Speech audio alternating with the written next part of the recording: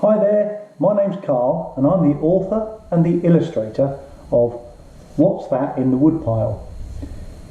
This is a book which is one of 4 British wildlife tales, and I wrote all of these books so that I could encourage children like you to take an interest in the birds, animals and creatures that live outside and sometimes inside their house, your house. So what I'm going to do is I'm going to read this book to you today, and hopefully you'll be sitting comfortably, listening with your ears, watching with your eyes and enjoying What's That in the Woodpile. Find the coats and the hats, pull them down from the peg, a Wellington boot for the end of each leg. Hurry up, Mum, I'll take the lead. Let's look round the shed in the wood and the leaves. Mummy agrees and replies with a smile. Show me then, little one, what's in the woodpile. Lift up the bark, stay as quiet as a mouse. If we're lucky we'll find a curled up woodlouse, with her shell like a ball and 14 grey legs.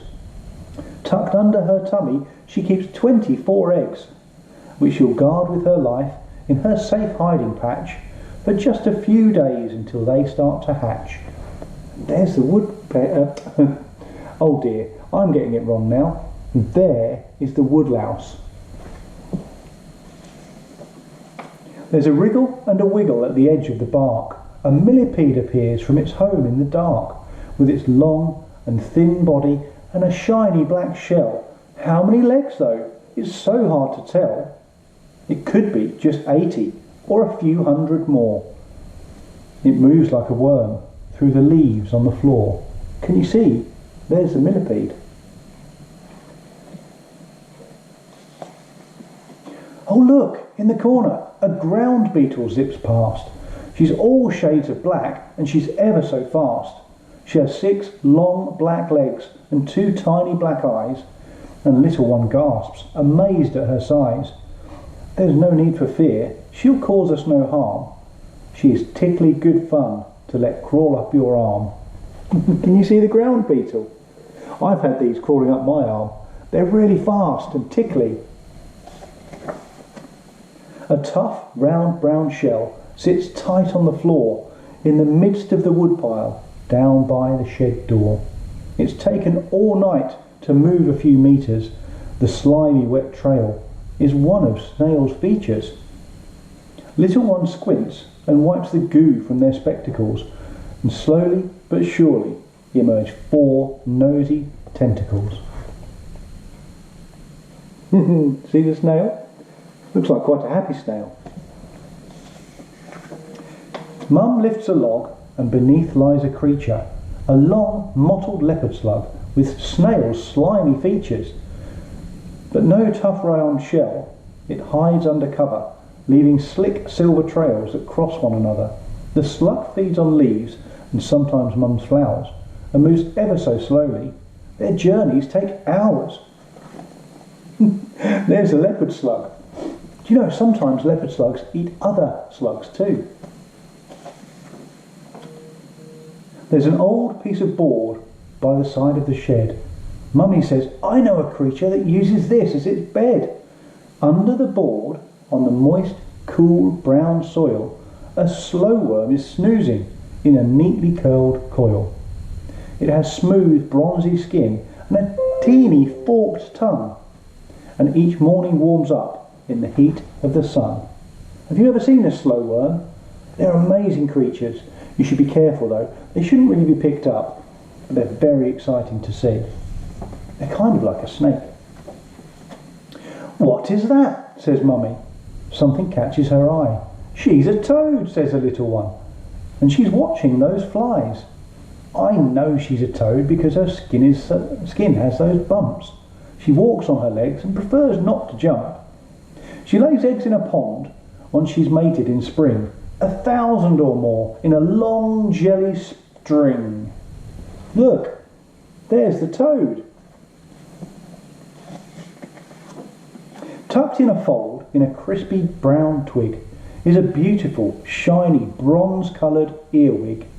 She has 2 strong curved pincers and a tiny wing case, and 6 yellow legs with an ant-like brown face. She's quite safe to hold, but don't let him fall. Oh, he is quite safe to hold, but don't let him fall. Those pincers are for show and won't hurt you at all. Look, there's the earwig. Can you see the earwig? And this one has curved pincers at the back. The curved ones tell you that that's a male, a boy earwig. Girl earwigs have straight pincers. There's a long, thin pink thread in a groove in the soil. Little one reaches out, and the earthworm recoils. They have no eyes, no ears, no noses or faces. They come out when it's wet to move to new places. They head back underground to eat stuff that is rotten, like fungus and algae, and then they make soil with their bottoms. Amazing! Look, sometimes you see these little funny shapes on the soil, don't you? Or on top of your grass. And they're called worm casts, and that's what comes out of the worm's bottoms. New soil. A rustling sound turns little one's head as a prickly round animal shuffles round the shed. It must be quite late because Hedgehog is out. They wait till it's dark to find food with their snouts. It is noisily snuffling, looking for worms, or snails, bugs or slugs. Well, almost anything that squirms. There's the hedgehog, look. Looking for that slug there, I think. What do you think about that? It's getting quite dark, and an owl stalks a mouth. It's time to retreat to the warmth of the house. Heading back to the door, they kick off their boots. Dad's making drinks, while the owl gently hoots. They have a great day. It's been quite a while since they last looked for what's in the woodpile. And here's how you can help the grown-ups. What grown-ups might miss, you can help them to see.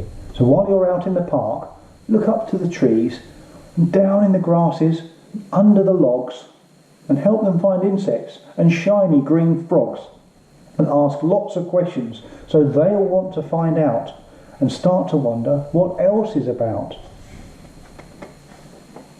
And you can make your own woodpile. When they're out in the garden trimming the hedges or mowing the lawn or cutting the edges, gather up the cuttings, the grass and the twigs. Start making a pile. It doesn't have to be big, but let it go wild and quickly you'll see a wonderful world where bugs can run free. So like the other books I've written, I've included a checklist in the back of each book. And it says, have you seen a woodlouse? And you can tick to mark off when you've seen each of the creatures that you've learned about in this book. So be sure to take your copy out into the garden and out into the park. Wherever you see loose leaves or twigs on the floor, have a good look underneath them. Be careful not to disturb the animals that you find. But let's hope you'll enjoy finding lots of creatures in your woodpile. That's all for now. Bye now.